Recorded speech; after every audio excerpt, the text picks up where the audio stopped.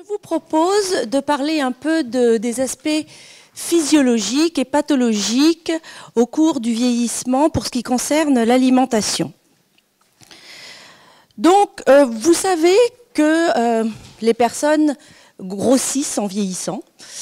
Plus on augmente en âge, plus la prévalence de l'obésité est importante.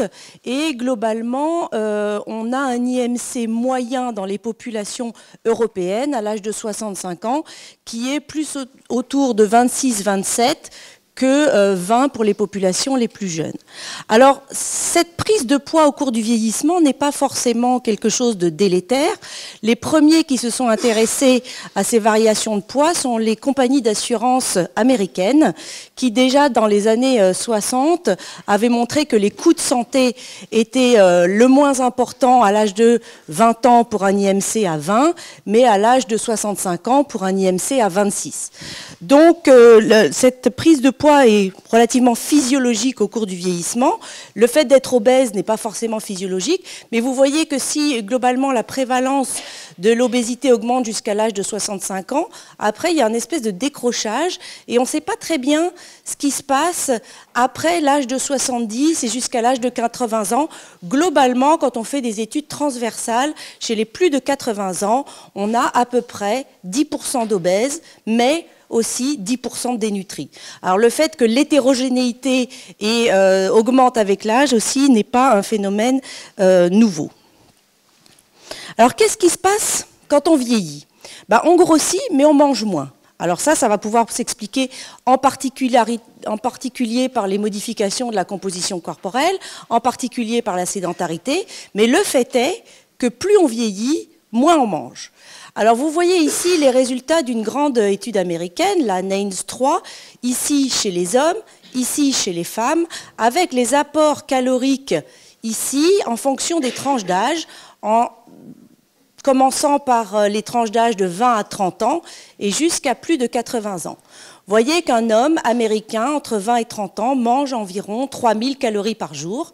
Et puis, au cours du temps, ses apports énergétiques diminuent et à 80 ans, ils sont plutôt aux alentours de 2000 calories par jour. Chez les femmes, les apports énergétiques sont d'environ 2000 calories entre 20 et 30 ans, et après 80 ans, on est quasiment au seuil de 1500 calories par jour, qui est un seuil en dessous duquel on pense que c'est quand même difficile, même si on a une alimentation variée, d'avoir les apports suffisants en protéines, en vitamines, etc. Donc, la population âgée se caractérise par une certaine surcharge pondérale, mais aussi des apports alimentaires assez faibles. Alors ces problèmes de prise alimentaire sont surtout spectaculairement différentes chez les jeunes et les sujets âgés dans les réponses à différents stress alimentaires. Dans un état stable, globalement les personnes âgées mangent moins que les plus jeunes, mais surtout leurs réponses à des situations soit de sous-alimentation, soit de suralimentation sont très différentes. Donc ce sont des travaux déjà anciens qui ont été quelquefois reproduits, d'autres fois non, sur les problèmes de régulation de l'appétit. Vous avez tous entendu dire que les personnes âgées régulent mal ces apports hydriques, ils ressentent mal la sensation de soif. En réalité, c'est aussi vrai qu'ils ressentent mal la sensation de faim, mais aussi la sensation de satiété. D'accord ? Donc les signaux internes qui nous permettent de réguler notre poids sont un peu moins performants au cours du vieillissement. Donc ce genre d'étude l'a montré, des hommes jeunes comparés à des hommes âgés. Ils sont invités dans une clinique nutritionnelle et pendant 10 jours, on observe ce qu'ils mangent et on détermine finalement pour chacun d'entre eux les apports énergétiques nécessaires pour garder un poids stable. Et donc ça, c'est différent d'un individu à l'autre, évidemment. Il y en a qui mangent plus, il y en a qui mangent moins. Et puis, on les soumet pendant 3 semaines à une période de sous-alimentation, c'est-à-dire que pour chacun d'entre eux, on leur donne à manger de façon régulée 800 calories de moins que ce qu'ils mangent d'habitude. Et puis après, on observe la réponse à cette période de sous-alimentation. Alors, qu'est-ce qui se passe quand on mange 800 calories de moins pendant 3 semaines? Eh bien, vous voyez que ce soit les jeunes en vert, je suis navrée, ça passe pas très bien, ou les personnes âgées en bleu, ils perdent en moyenne 1,5 à 2 kilos, puisque pendant 3 semaines, ils mangent moins que d'habitude. Qu'est-ce qui se passe surtout une fois qu'on leur dit « le régime, c'est fini, maintenant vous avez accès libre au buffet, vous pouvez manger ce que vous voulez ». Eh bien, vous voyez qu'ici, les personnes jeunes, si là on compte 100% de leurs apports habituels sur le plan énergétique, vous voyez qu'ils mangent plus. Ils mangent plus pendant les 10 jours qui suivent l'arrêt de la sous-alimentation. Ils ont eu très faim et là, ils compensent. Ils ont ce qu'ils appellent l'hyperphagie compensatrice. Et donc, au résultat, c'est que non seulement ici en vert, ils reprennent très rapidement leur poids initial, mais ils finissent l'étude avec 2 kilos de plus au bout d'un mois et demi. Et donc, ils ont l'effet rebond des régimes restrictifs qu'on déconseille quand on veut perdre du poids. Mais les personnes âgées se comportent de manière très différente. Vous voyez qu'ils n'ont pas beaucoup mangé pendant 3 semaines. Et bien, vous voyez qu'ils mettent quasiment 10 jours à retrouver leurs apports alimentaires habituels. Et au total, vous voyez qu'au bout de 1 mois et demi après, ils restent avec 1 kilo de moins que ce qu'ils avaient d'habitude. Donc, vous voyez que la réponse à un stress alimentaire qui, là, est une sous-alimentation, est très altérée chez une personne âgée, très différente. Et ça, c'est important pour nous à garder en tête quand, par exemple, une personne âgée va manger moins à l'occasion d'une hospitalisation ou manger moins à l'occasion d'un épisode médical quelconque, à l'occasion d'un épisode psychologique quelconque, on sait qu'une fois qu'ils ont maigri, eh ben, ils ne vont pas retrouver spontanément leur poids habituel, et donc c'est pour ça qu'il va falloir les aider. Ce type d'étude a été confirmé par une étude à plus long terme, donc là c'est 6 semaines de sous-alimentation, et plus sévère, parce que là, on avait 1000 calories de moins par jour avec une durée d'observation plus longue. Vous voyez qu'au bout de 6 semaines de sous-alimentation, les personnes jeunes ont perdu 3 kilos, les personnes âgées ont perdu 5 kilos. Et alors qu'au bout de 6 mois, finalement, les personnes jeunes ont retrouvé leur poids habituel, eh bien, les personnes âgées finissent avec 4 kilos de moins. Donc c'est pour ça qu'on pense que les personnes âgées maigrissent pas physiologiquement, parce qu'on ne maigrit pas physiologiquement quand on vieillit, mais maigrissent à chaque fois qu'il y a un épisode intercurrent qui fait qu'elles perdent du poids, et après, plus ou moins, elles se stabilisent, rarement elles reprennent spontanément du poids, et finalement, on pense que les personnes âgées perdent du poids un peu en marche d'escalier à chaque fois qu'il se passe quelque chose dans leur vie psychologique ou médicale. Alors, ce qui est intéressant, c'est que là, je vous ai montré que finalement, moins les personnes âgées mangent, moins elles vont avoir tendance à manger. Mais l'inverse est vrai, c'est-à-dire que les signaux de satiété ne sont pas très efficaces non plus, ce qui peut expliquer que certaines personnes âgées grossissent beaucoup, parce que vous voyez qu'ici, on les soumet à une suralimentation. 1000 calories de plus par jour pendant 3 semaines. C'est vraiment l'étude en miroir de ce que je vous ai présenté tout à l'heure. Qu'est-ce qui se passe quand on mange 1000 calories de plus par jour pendant 3 semaines? On prend 2 kilos. Bon. Les personnes jeunes, une fois qu'elles ont fini de manger leurs 1000 calories de plus par jour, elles sont un peu écœurées et les signaux de satiété sont assez forts et finalement elles mangent moins que d'habitude. Et donc vous voyez qu'au bout d'1 mois et demi, après cette suralimentation, ils ont retrouvé leur poids habituel. Donc on a l'impression comme ça que c'est presque moins pire de manger trop pendant un moment que de manger pas assez. Donc ça, c'est rassurant. Et puis, par contre, les personnes âgées, là aussi, réagissent de manière très différente. Elles ont mangé 1000 calories de plus pendant 3 semaines. Et bien, qu'est-ce qu'elles font? Elles continuent. Elles mangent plus que d'habitude. Il y a une espèce d'effet d'entraînement. Et donc, au total, là, elles ne perdent pas le poids pris pendant l'épreuve de suralimentation et finissent l'étude avec 1,5 kg, 2 kg de plus que d'habitude. Donc ça, c'est important. Ça veut dire que toutes les tentatives qu'on va faire pour essayer de faire reprendre du poids à des personnes âgées quand elles en ont perdu vont être aidées par cette espèce de manque d'efficacité des signaux de satiété. Et c'est probablement pour ça que la renutrition des personnes âgées est souvent plus efficace et presque plus facile à faire que la renutrition des personnes jeunes, quand elles sont dénutries. Donc le premier point important physiologique, et toutes ces études que je vous ai montrées ont été faites chez des personnes en très bonne santé, pas très âgées, etc. Donc toutes ces études reflètent bien la physiologie de la régulation de l'appétit chez la personne âgée. Le deuxième point important en termes de physiologie du vieillissement, c'est le problème de la composition corporelle. Sarcopénie, on parle de sarcopénie, sarco c'est la chair, pénie il y en a moins, et donc il y a moins de chair, en fait il y a moins de muscles chez les personnes âgées. Plus on vieillit, plus on prend du gras, plus on perd du muscle. Donc ça, c'est un phénomène un peu universel qui peut être un peu contrecarré par l'activité physique, une bonne alimentation, etc. Mais globalement, quoi qu'il arrive, c'est ça qui se passe. Vous voyez ici des coupes de cuisses en IRM d'un homme de 31 ans. Et donc, vous voyez ici la masse musculaire qui est grisée, un fin liseré de tissu adipeux, le fémur.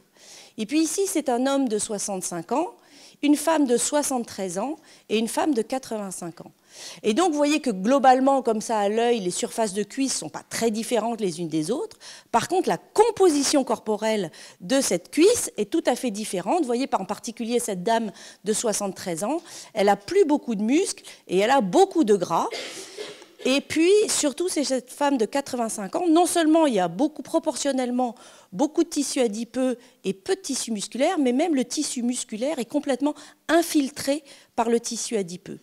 Et donc là, on arrive à des seuils où finalement il peut y avoir un impact fonctionnel de cette perte musculaire, c'est-à-dire qu'on imagine très bien que cette dame âgée a beaucoup plus de difficultés pour monter et descendre des escaliers avec un pack d'eau que ce jeune homme de 31 ans. Donc il y a un impact fonctionnel à la fin. Et si cette personne a un épisode médical quelconque, qu'elle est alitée, qu'elle est inflammatoire, qu'elle est stressée, qu'elle ne mange pas bien, et qu'elle perd encore du muscle, eh bien on arrive à ce que nous on voit dans les hôpitaux, c'est-à-dire des personnes âgées qui n'ont plus la force de se lever de leur chaise tellement elles ont perdu du muscle. Donc la perte de masse musculaire, elle est associée globalement à une perte de force musculaire. Là, vous avez entre l'âge de 20 ans et 90 ans la force maximale du muscle de la cuisse. Ici, la même chose rapportée à la surface. Donc non seulement il y a moins de muscle, mais il est de moins bonne qualité. Et tout ça est quand même très associé à la sédentarité. Vous voyez ici une description de l'activité physique chez les hommes, chez les femmes, avec un accéléromètre, c'est-à-dire, vous savez, les petits podomètres qu'on peut mettre à la taille, au cours de la vie. Donc là, ce qui est amusant, c'est qu'ils commencent entre l'âge de 6 et 11 ans, et forcément, les petits garçons entre 6 et 11 ans, ils sont très très mobiles, et donc, vous voyez qu'on est à 95, disons, coups par, je crois que c'est... ça, c'est des minutes au-dessus d'un certain seuil, donc ils bougent beaucoup, les petites filles ils bougent beaucoup aussi, mais quand même un peu moins. Et puis, plus on avance en âge, et là, on est à plus de 70 ans, vous voyez combien on est passé de 95, 45, et là, à 8 minutes au-dessus du seuil, et là, 5 minutes. Donc, globalement, si on considère le seuil de 30 minutes d'activité physique par jour qui est proposé par le PNNS, il y a moins de 5% des adultes qui font ça. Donc, très peu d'activité physique, plus on vieillit.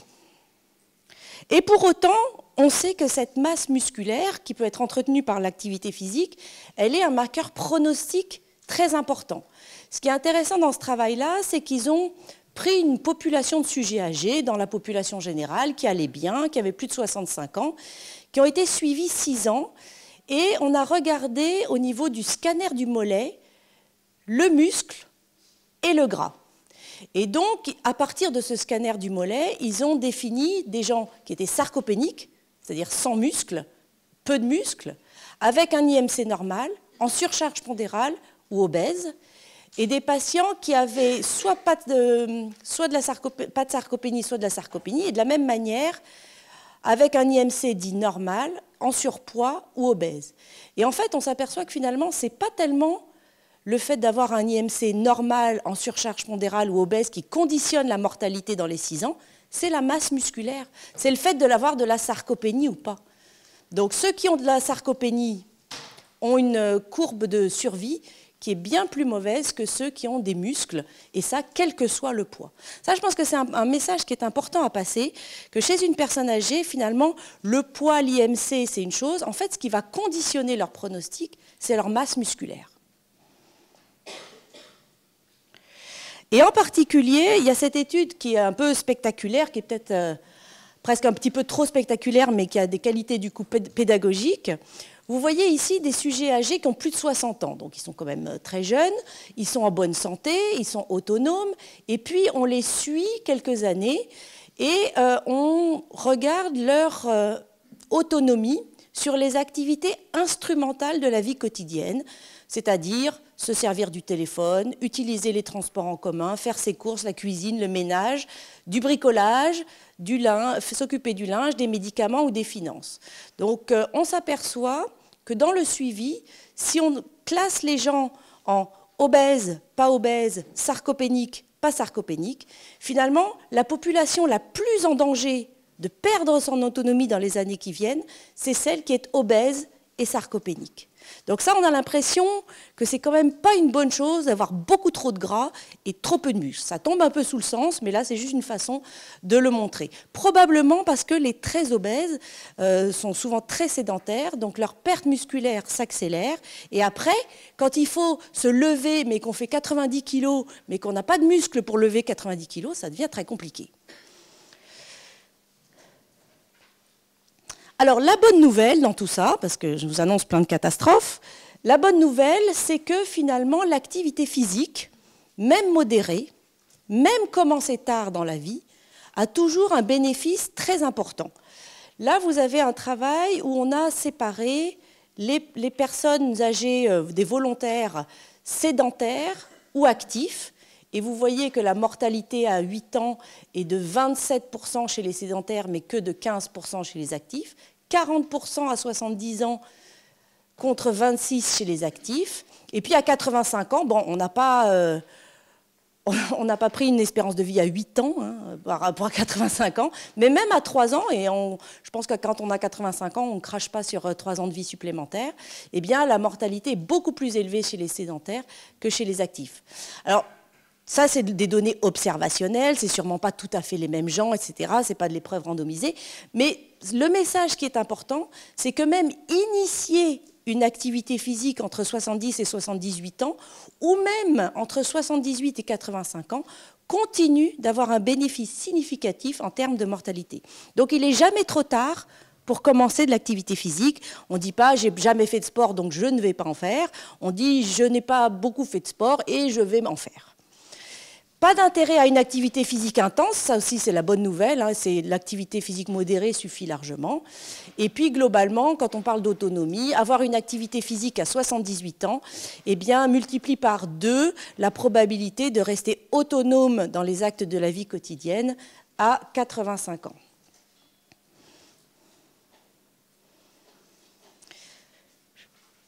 Alors, chez ces populations âgées, on a d'une part une importance de l'obésité, une importance difficile un peu à chiffrer, mais globalement une vraie existence des problèmes d'obésité sarcopénique. Et on a aussi le problème de la dénutrition. Donc à cet âge-là, les troubles nutritionnels peuvent aller dans le sens de l'obésité ou dans le sens de la dénutrition, mais dans le sens de la dénutrition beaucoup plus souvent que chez les gens jeunes. Vous voyez que les problèmes de dénutrition intéressent 4 à 10% des personnes qui sont âgées à domicile. Donc ça veut dire qu'en ce moment même, en France, il y a 400 000 personnes qui ont plus de 65 ans, qui sont chez eux, qui ne demandent rien à personne et qui pour autant ont des troubles nutritionnels. En institution, les chiffres ne font qu'augmenter parce que plus le temps avance, plus les gens qui arrivent dans les maisons de retraite sont très âgés, très malades, très dépendants. Donc là, on était à 38%, on peut être facilement à 40-45% maintenant. Et à l'hôpital, on est malade, on est stressé, on a une agression multiple. Et là, la prévalence de la dénutrition, c'est au moins une personne âgée sur 2. On sait que cette dénutrition chez les personnes âgées, elle augmente le risque de décès, très clairement. Peu importe quel que soit le critère nutritionnel utilisé, que ce soit les apports alimentaires, que ce soit l'albumine, que ce soit la perte de poids, que ce soit l'IMC, la morbidité et la mortalité sont augmentées.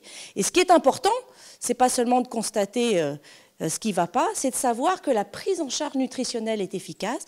C'est-à-dire que si on propose à des personnes âgées dénutries des compléments nutritionnels, un régime enrichi, des collations hyperénergétiques, on arrive non seulement à leur faire reprendre du poids, mais on peut diminuer la mortalité et on peut diminuer les complications. Donc c'est pour ça que c'est important de dépister la dénutrition, aussi bien à domicile qu'en institution ou à l'hôpital. Alors comment on fait un critère de dénutrition? Comment on fait un diagnostic de dénutrition? Sur la perte de poids, une perte de poids de 5% du poids corporel en un mois ou 10% en 6 mois. Vous voyez que chez quelqu'un qui est en surcharge pondérale, ça peut représenter 5 kg, 8 kg. Ça suffit largement pour faire un diagnostic de dénutrition. Chez les gens maigres, donc ça, le seuil d'IMC inférieur à 21 chez une personne de plus de 70 ans, c'est déjà très bas. Je vous ai dit qu'une personne âgée, en moyenne en Europe, elle avait un IMC à 26-27. Donc 21, il faut déjà quasiment avoir perdu 15 kilos par rapport à cet IMC moyen pour faire un IMC inférieur à 21. Donc on ne dépiste pas beaucoup de dénutrition avec ce critère-là. On peut aussi utiliser des critères biologiques ou des questionnaires multiples. Globalement, la perte de poids est le facteur le plus important. Alors, quand on a essayé de faire une liste de tous les facteurs de risque de dénutrition, c'est-à-dire que toutes les causes possibles de dénutrition chez une personne âgée, eh bien, vous voyez que malheureusement, la liste est très longue. Finalement, on a l'impression qu'une personne âgée qui va bien, qui n'a pas d'événement médical intercurrent, qui a des pathologies chroniques potentiellement, mais qui n'ont pas un retentissement important sur sa façon de vivre, finalement, ils ne sont pas dénutris. Tant qu'il y a une bonne santé, tant qu'il y a un réseau social, tant qu'il y a le plaisir de manger, c'est très rare de trouver une dénutrition.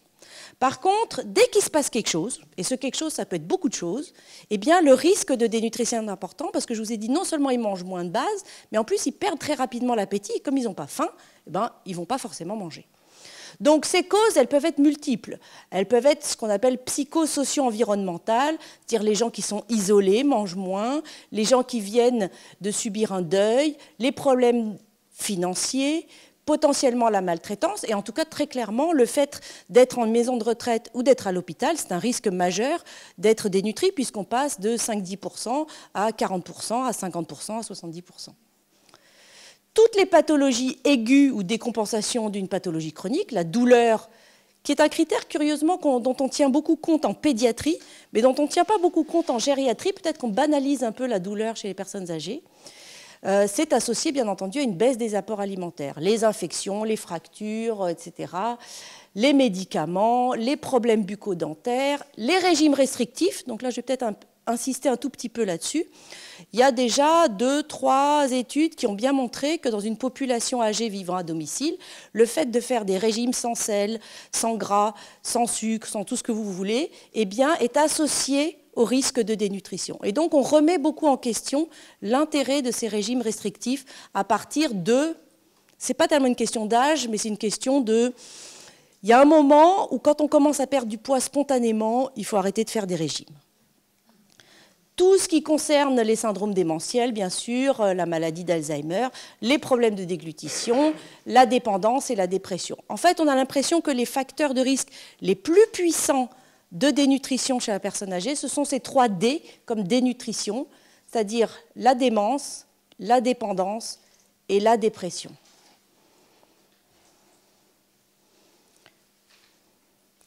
Alors, comment on va faire pour renourrir ces personnes âgées qui ont perdu du poids à l'occasion d'un épisode médical, psychologique ou social?